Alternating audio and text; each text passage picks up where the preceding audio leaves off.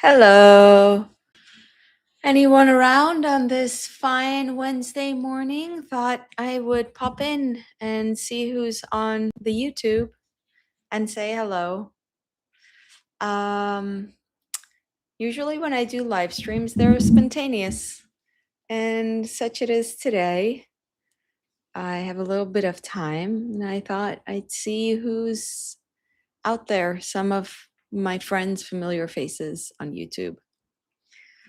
Um, I just finished an interview with an Amish woman. We had a wonderful conversation. Very interesting. Very, very interesting. Lots of food for thought. And I have a little bit of free time. Wanted to come in here and say hi. First person I see here is Zelda, my good friend Zelda. Greetings from Miami. Um, how's everyone doing? What's happening in everyone's lives? Hello from Orlando, Scotland, Muncie, Toronto, Buffalo. I'm so happy to see you guys. Detroit. How's everyone? Martine. I love my regular commenters. So your response to the idiotic video, imagine doing that to any other community.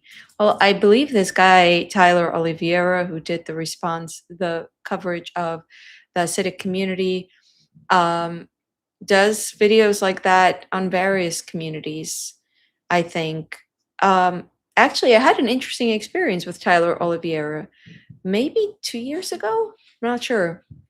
I was in New Orleans, maybe it was a year ago, and I got an email from his team that they are doing a video about the Hasidic community, and their contact that was going to show Tyler around dropped out last minute. Could I take over? And I was in New Orleans. And I was like, oh, who is this person? I looked him up and he was a massive YouTuber, which of course means the potential for exposure, but also is very tricky. Big YouTubers can sometimes be trouble because they could be big because they create trash, because trash sells. The bottom line is we're all more interested in gossip than we are in boring facts, right? It's just human nature that salacious, sensational, dark. It speaks our attention. We as humans are primed to turn our attention to that which is negative. It's from a psychoevolutionary perspective. If you want to go from that, and it makes sense because it helps protect us. If we respond more to negativity than positivity, then we're primed to protect ourselves from negative things.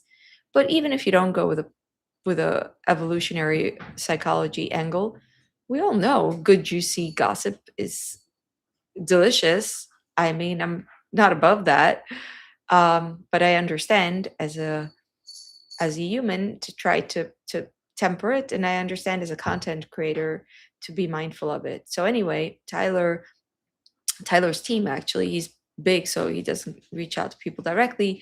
They were asking me to step in, and it was like last minute for the next day, and I was in New Orleans, so it wasn't doable.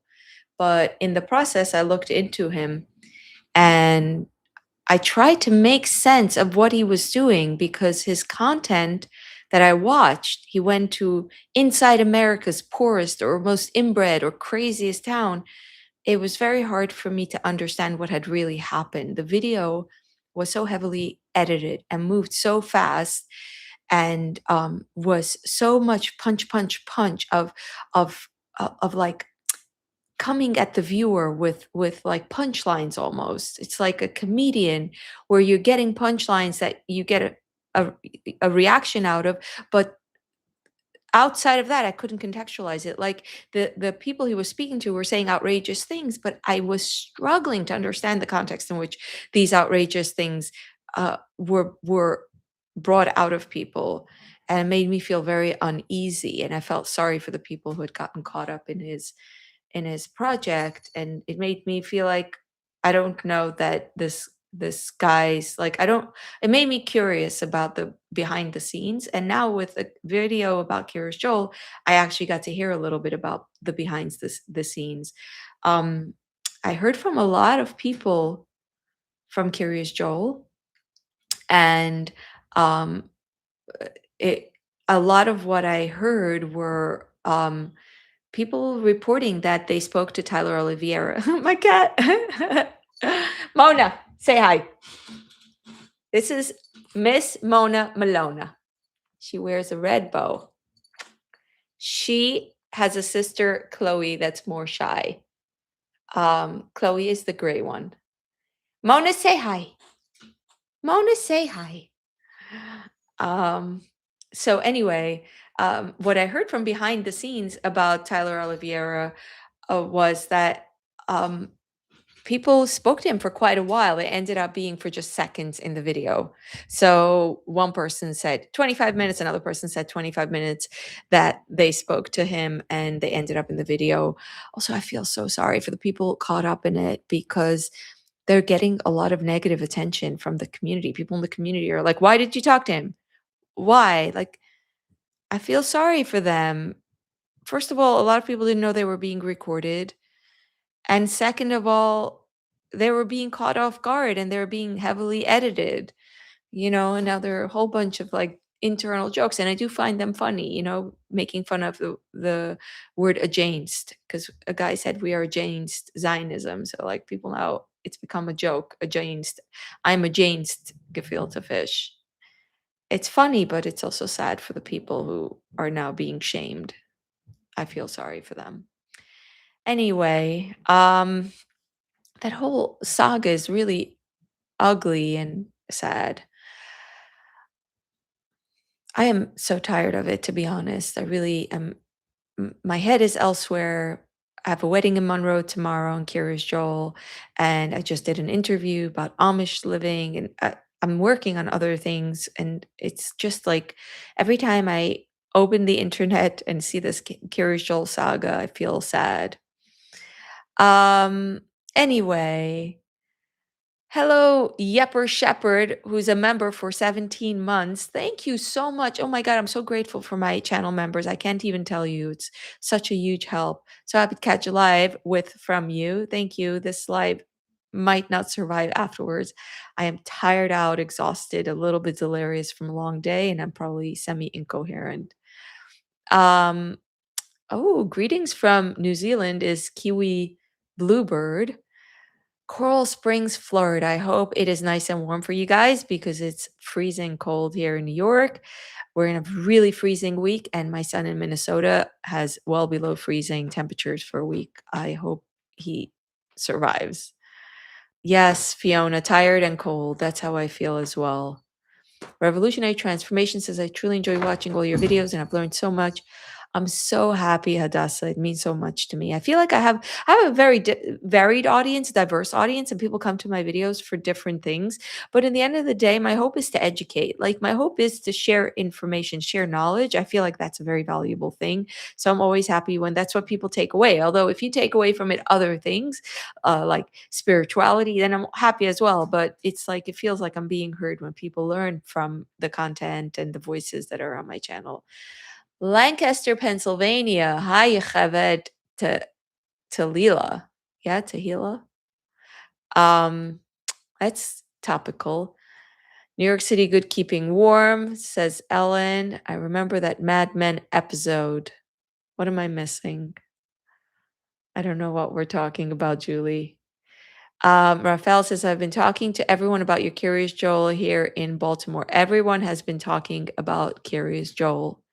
Everyone, wherever I go, everyone's talking about Curious Joel and has an opinion and is upset and is nervous, is distressed, and also is coming up with schemes to make sure such things don't happen again. I think Tyler Oliveira was like the one off where he caught the community off guard, and in the future, everything is going to be more like hard to access. Alakovala says, greetings from Poland. Stay tuned. I'm going to have a video about my trip in Poland soon. Hi from Copenhagen. Nice. Stay the course, your love. Thank you so much. I appreciate it. He's a wonker. YouTube has not addressed my complaint yet. First of all, Fiona, I'm guessing that you are in the UK because who says wonker? But also, yeah, people have been reporting it. He almost gleefully is waiting for it to be removed because it would give him so much like victim status. I've come to understand from posting on Twitter and seeing the reactions there that he has a large base of people who are like into white. I hate the word white supremacist because it feel like it bifurcates and it doesn't express. It's a certain kind of white victimhood.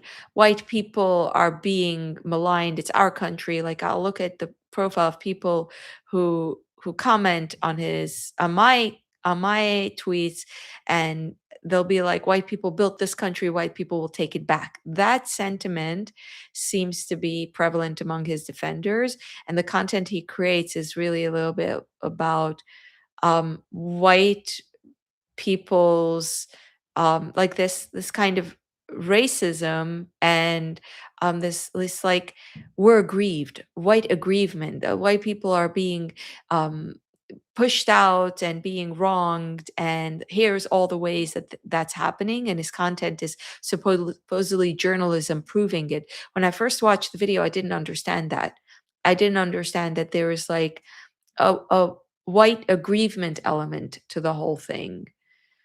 Um, but that piece of it makes him more emboldened. Like, see, I told you that we are being victimized. My video is being removed, or my the community is even saying they're not going to let me in again. I told you we are the victims of this takeover or whatever. So there's like an audience of people that are waiting for him to actually be deplatformed or in some way the video to be removed so that they can further feel sorry for themselves. And it's ridiculous because it's horrible video. It's not okay. People are really suffering consequences as a result of this. Ordinary people who did nothing wrong caught in the street and being humiliated in front of their entire community, having their reputations trashed. I mean, it's wrong. It's wrong what he did, and it's not without consequences. And yet, if he does suffer consequences for what he did, then he will weaponize it. So it's like a catch 22. Um, Tyler is a rage baiter. Look what he did in festival in India. I saw the thumbnail, but I did not watch it. I don't have the stomach for his content. Hi from Massachusetts. I love Boston. Just want to say that. Hello, Lena. Thank you so much, Lloyd Divine. I have 123,000 subscribers. I really appreciate all of you. I have 5 years and a bajillion videos under my belt, or that's what it feels like, and a lot of different voices. So I appreciate all of you. Um, it's hard for us Jews in the UK present, says Fiona. I'm so sorry that this is where we're at. I really am sorry. I feel like as a content creator from the back end, I've I just have a lot of grief, a lot of disillusionment, a lot of sadness. I walk through the world with so much more cynicism, and I'm sorry about you feeling the way you do in the UK. Are there French speakers here? Well, my son is learning French. That's the language he's studying. And I was thinking now, I recently learned about the Middlebury French language intensives. I was thinking maybe I could do the Hebrew intensive and he could do over the summer the French intensive. And then we could absolutely not communicate to each other's for the entire duration because you have to. Middlebury College in Vermont has an intensive for language, and you have to commit to only speaking in the language that you're learning for the duration that you're there, which sounds incredibly taxing and amazing at the same time. I'm looking into that right now. Just visited Crown Heights and thought of your videos. I just visited Crown Heights as well. I've been visiting Crown Heights, went into the shul, I've been walking around, I've been thinking about it, trying to get to know it a little better. A very It's very near to me, Crown Heights, so I've been walking around there. Hi, AM Prof. It's nice to see you again. Things hard for Jews everywhere now, unfortunately. Um, Hi, Jules, fan from Toronto. Mi liebe Frieda is a little bit interesting Yiddish. Thank you so much.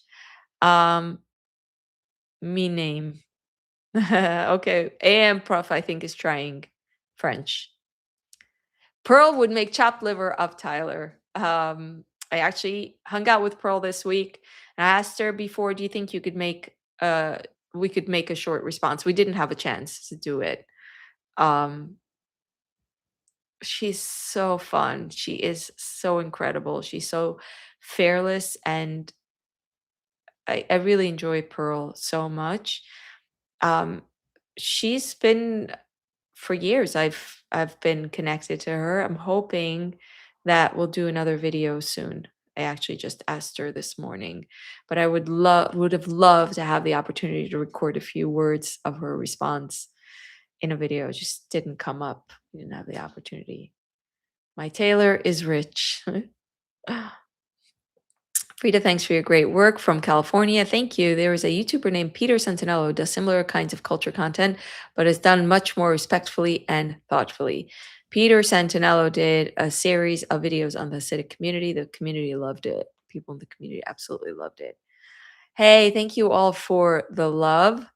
And yes, the kitty on screen. Do you know I have some Hasidic followers who ask me not to include the kitty on the screen, but the kitty decides what she is going to do and if she's going to be on the screen or not. And I think we can let her. We can let her shine. My cat is very sweet and also very weird. She has like a suckling tendency. She suckles on my arm because she probably was taken from her mother when she was too young. And when she was just adopted, she was this small. I held her and she went over here in my hand and she started to like suckle. And I let her. I didn't realize I was allowing her to identify me as the mom. And she now does it to this day. And I actually just clipped her nails this morning because otherwise she gives me giant marks from doing the biscuits kneading onto me.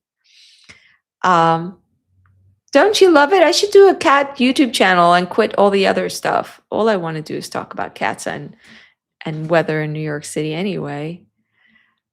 Um, Bedford and Ross from the 60s. Buy me a coffee is better for support. Only 5% fee. Thank you so much. Thank you so much. I don't use buy me a coffee. Um, I don't know. I find that people don't want to leave the platform. I appreciate all the support on YouTube, and I really appreciate your support right now. I just find it more manageable from my end. Um, I'm just going to read your comments. I'm enjoying reading your comments. Um, I didn't realize what kollel meant in the Hasidic world. I thought that there was just yeshiva and they get money to learn, but the men are really pious. Yes, yes, I'm glad you picked that up. Kollel are men who study after marriage. I've been learning about Jews who had to leave Spain during the Inquisition. My Italian family has roots in Spain. I was at the airport there in Copenhagen waiting for the second leg of my trip. Hi, Chaim, also in Brooklyn. Hi, in Houston, right? Or is it Houston? Anyway, I hear you're getting snow in Texas. As if Olivier is white, like Fuentes and his white dientes. Call it out for what it is. Hey, who's he? Sorry you came in the middle. Live streams are so weird.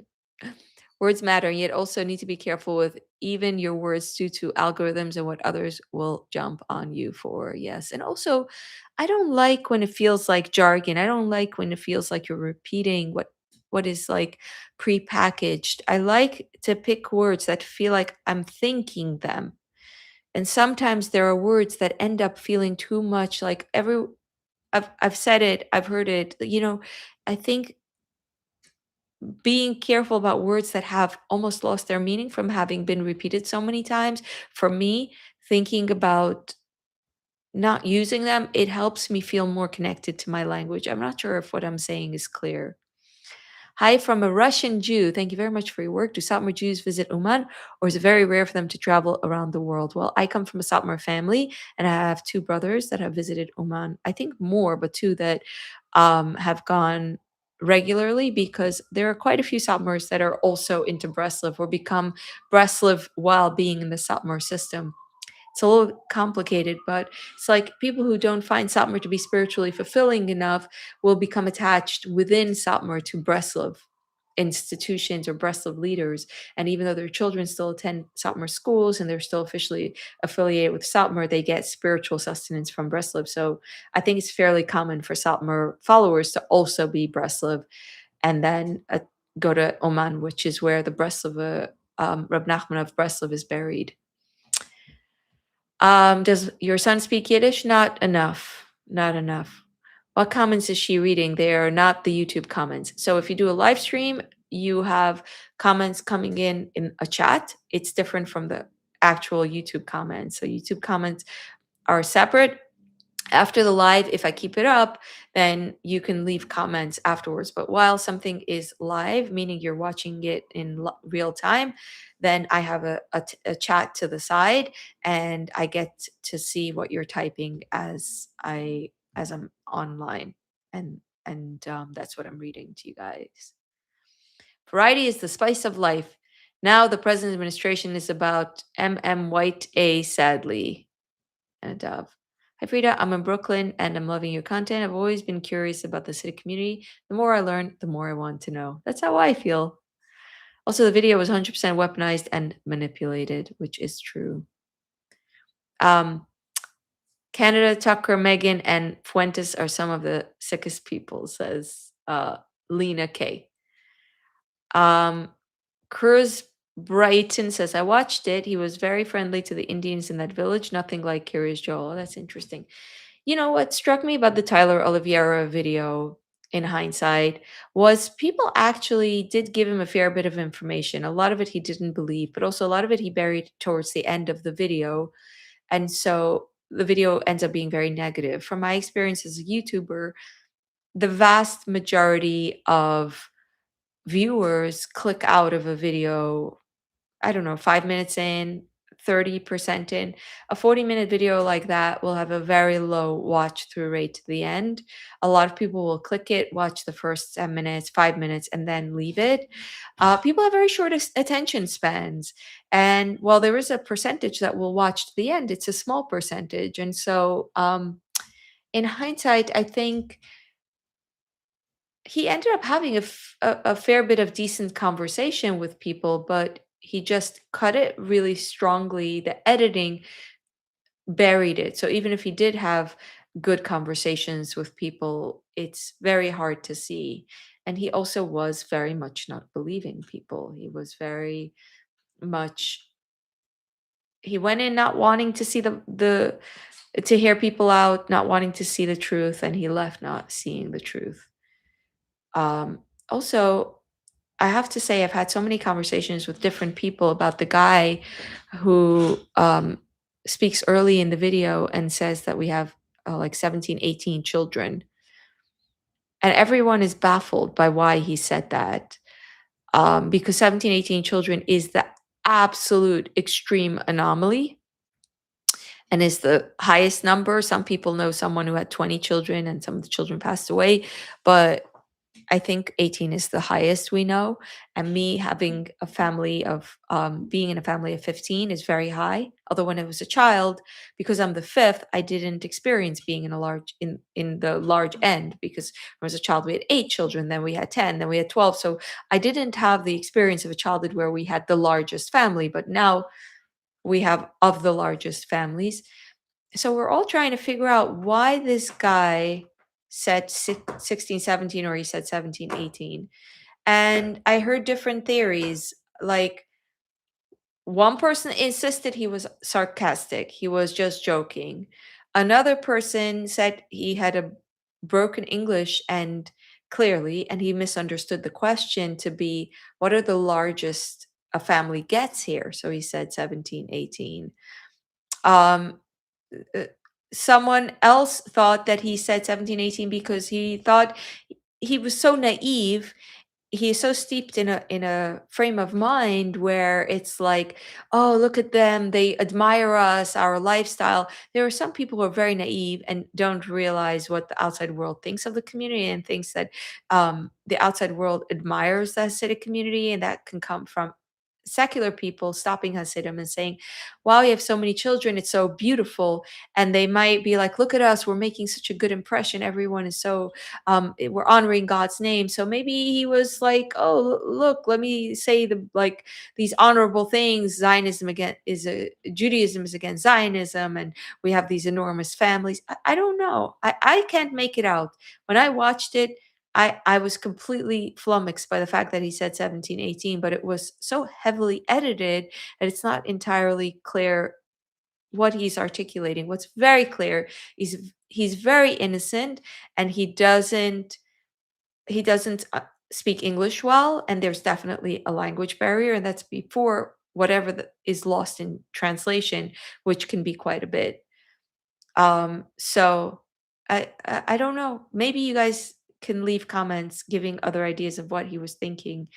I definitely feel sorry for him. I'm sure people are like so hard on him. They're like, why did you have to talk? If you don't speak English, why do you have to talk? Um, I hope people go easy on him and have empathy. I don't know. In my own work as a content creator, I would feel horrible. I would feel absolutely horrible if I did this to anyone. Like, you have to be, to some degree, you have to be willing to push people a little bit. I think this kind of work, so-called journalism or documenting societies, it requires you to be a little pushy. You sometimes have to be willing to let people step out of their comfort zones. I have found instances where people really want you to encourage them to pick their heads up, and they don't want you to say no, no, no, don't get on camera. They want the opportunity to step out, tell their story, and it's a fine line. It's not your job as a content creator or as a journalist to just silence people or to just like not give anyone an opportunity to talk. But if I put someone in this position, I feel so bad. I also see, like, sometimes in my tours, people will miscommunicate things to outsiders. Like, a Hasidic man was telling my tour group a story last time, and he said, I had a friend who was Jewish, but he was not Jewish. And Jewish people, when they hear that, get very offended. They're like, what do you mean he was not Jewish? Are you saying we Jewish people that are secular are not Jewish? So I asked him, can you explain what you mean when you said he was Jewish, but he was not Jewish? So he repeated, he said, he was Jewish, but he was not Jewish. And what he was saying was a translation from Yiddish, that he was not Yiddish, which he meant by he was not from, meaning he was not religious. So the actual content of what he was saying was he was Jewish, but he was not observant. But the outside listener hears he was Jewish, but he was not Jewish. So what's lost in translation is a Yiddishism that's happening for the Hasidic speaker. And for me, it is so important to make sure that whatever is lost in translation is found again, because otherwise I feel responsible. I feel responsible for the person that I put in the position of being misunderstood. I feel like I don't want anyone to be misunderstood. Like, I don't want to be the vehicle for misunderstanding anyway. So when it comes to this, some of these people who clearly are being misunderstood, I feel so sorry for them. Um so so there's a particular strain, I'm reading comments again. Yepherd Shepherd. There's a particular strain of entitlement that transforms any disagreement or pushback into unjustified persecution. Big eye roll. This is in response to the conversation about white supremacists, I believe. I like how you conduct your interviews. You're gentle and kind while talking about difficult topics. Thank you. I appreciate that. Hi, gang. 98. Do Hasidim think about the kind of online right-wing anti-Semitism a lot of more secular Jews are worrying about now? It's so online. I'm not sure how much it comes through. That is a very interesting question, Nicholas. I don't think so. I don't think they get it. I might be wrong, actually. James says, never catch you live. Greetings from the frozen northern country, Watertown, New York. Well, it's frozen for us too. I'm guessing you're in north of the city. Thank you so much, such a maven, and bonjour. I guess we're talking about French again. Okay, Nicholas did Middlebury for Russian, and it says it's so good. So maybe I will be back after the summer speaking Hebrew fluently. Martine speaks French, of course. Hello from Cleveland, says Brandy. Um, Pigeon French. Hi, Tony. Checking in from LA. Ich kann auch fließend Deutsch. Ich kann auch fließend Deutsch. I can also speak fluent German. Yes, pearl of a girl. That's funny. To habitus. Oh, happy to love your channel and understand how people love sensationalism, but we also need a dose of factual information. That's true. It's very true. I think we have to try really hard to leave a lot of space to temper our sensationalism, to put checks on them. How's your grandmother feeling? Well, my grandmother needs your prayers. Um, my my mother was sick. Thankfully, much better. My grandmother is in her old age and in need of your prayers. Colleen said that video made me so angry. Mary Grace says, I love Pearl. Kurz Breton says, Pearl's an Amazon compared to Tyler. Oh, wow. Ali Basic says, I am Muslim from North London and buy rugelach from my local Jewish bakery. It's my favorite. I love that. Fighter Unit Hopeless says, hello. Such a maven says, Pearl. Martine is speaks French Canadian, I'm guessing. Greater Montreal area. 181 chickens in the house. It's 201. Love Pearl, such warmth. The lipstick is the exact shade as the microphone. Thank you for noticing. I was just saying the same thing to my editor. I just got this. I actually just got it because the microphone cover was dirty. And so I ordered a replacement and I saw they have colors. So I got the red and the yellow and also the black. I'll probably go with the black. I'm very conservative when it comes to looks, but I thought I'd try the red. And then I realized that it looks like it matches my lipstick, which is weird. Okay. My comments just jumped away. So I'm just going to read a couple more and then we can wrap it up. I was just happy to see some familiar faces. Dishonest journalism, to say the least, though, wouldn't the strong response by the community leaders reinforce the negativity? Perhaps it's a lose-lose. What can I say? I think most people don't see the response. That's the truth. I think a minority sees the response. The vast majority spends 10 minutes watching that video and has no more contact with Curious Joel after that. When dealing with people, you need to be neutral and treat people with humanity. Amen.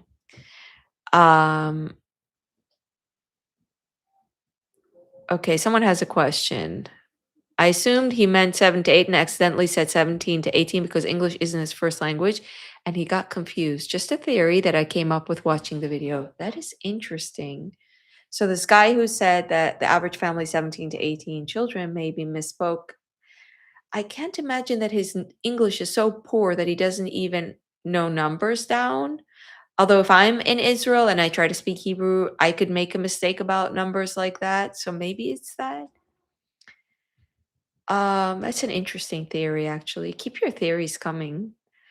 Reform secular Jews, some are anti-Zionist. Elena says maybe not observant. Hannah says, my closest friends are all of 16 or 18, and they are the most grounded and most amazing people I know. Oh, hi, Mariah says, hope all's okay. Well, all's okay. I hope all's okay with you. Hope the weather in the UK is not as bad as here. It's very cold. Kurz Bratton says those 2 millions from within must be dealt with. The outsiders are not that smart, to be honest. I have no idea what this is in response to. That dude saying that Israel aren't Jews didn't sound right. Differences between not being Jewish or not acting Jewish. Tony says he's run and gun shock jock type who obviously admired Howard Stern. Obviously, it works for him. He gets a ton of views. It obviously works, and I can see why. I can see that a person would wake up in the morning and feel lazy and lie in bed and watch 10 minutes of a video showing how other people are worse than you lying in bed and then just feel better and go on their day. It just speaks to our primal desire to see something that is bad. So why wouldn't he escalate the negativity? Um, okay. Regards from Montreal. Wishing everyone a wonderful day. Look, it's Shane D. Hi, Shane D. Um, I used to watch The Magic Door on WGN in Chicago, where I learned about Jewish culture as a Catholic girl. My younger brother and I still talk about the positive impact it had on us. Wow. Interesting. Alice is fine in Borough Park. Everything's good in Borough Park. Nice. Good to hear. Seems as Siddim don't understand. The United States did give special privilege to Yiddish speakers. That causes resentment among others. So very good to see you, Motorhead. Hope you're fine. See, there are friends in my chat already. Um, ooh, someone had Montreal bagels today. I've never in my life had Montreal bagels, and I feel like I need to go to Montreal and have the bagels and do a video about the Montreal Jewish community. I'm going to Toronto. It's my one trip this 2026, as far as there's anything in plan this year. I'm excited to meet you guys all in Canada. A friend of our who is Jewish related how his family changed their last name to Lipton to avoid all the anti-Semitism in New York. A lot of Jews changed their last names. Slienta says someone. I don't know what language that is. It's a greeting. Hi, Dongato. Um, my parents would speak in Yiddish when I was a little girl when they didn't want my sister and I to know what they were talking about. Thank you for the four-leaf clover, Y2K25. Wow, that takes me back. Pearl is a firecracker, neat lady, 100%. Hello. Oh no, it jumped away again. Well, thank you so much, Duvid, who's also a frequent on my channel. I worked for Hasidic Man in Borough Park, Bloomberger 20 years ago. I used to apply for food stamps for Hasidim. The sentiment in the video was the same then, and Hasidim knew it, hence I went. Wow, interesting. Thank you for the gift. I lived near KJ for about 3 years. It was the first time I've lived near the Hasidic community. I wonder if I ever crossed path with young Frida 20 years ago. Maybe. Used to walk to the library. Wasn't allowed to drive, so I'd walk all the way into town to go to the library. Hi, Adam. Happy to see you. Hope you're well. Hi, SBB. I'm happy you're here. Hope you're well. Hope you're having a good day. Um, the weather in New York City is freezing, brutally freezing cold. Takes me like an hour to warm up after I come in from walking outside. Good evening, Frida and everyone from the Netherlands. It's nice to see your flag. Well, swastikas in Brooklyn. Oh, that's horrible. I once went hiking where I lived in Rockland County, and just like along the path, there were a bunch of swastikas. It was so shocking. I was so shocked. I couldn't believe it. Now I would totally believe it. But at the time, I was like, what? Did I time travel? Anyway, let's not end on a bad note. Let's end on a note of doing visualizations about being in warm places where it's not freezing cold and gray and getting dark so early. It's funny, the Amish woman I just interviewed, Lavina Zook, very fun conversation, very forthcoming. It was very, very interesting. We talked for 2 hours. I could have kept her all day. She said that when she was Amish, she loved the winter the most because they didn't have work in the garden at night, so you had a lot more downtime. So I'm envisioning all of that physical labor, and at the end of the day, you're in your cozy home with the lanterns and you're reading, and you get to like enjoy that. Like you don't take it for granted. I like that image. I'll leave on that image. Thank you all so much for being at my live stream. It was nice to see familiar faces and new faces. I'll be publishing again on Sunday at 7 a.m. and putting stuff, smaller stuff or more like low production value stuff up during the week when I have an opportunity. In the meantime, do share your thoughts. I always look forward to seeing your thoughts. Have a good night, everyone. Bye bye.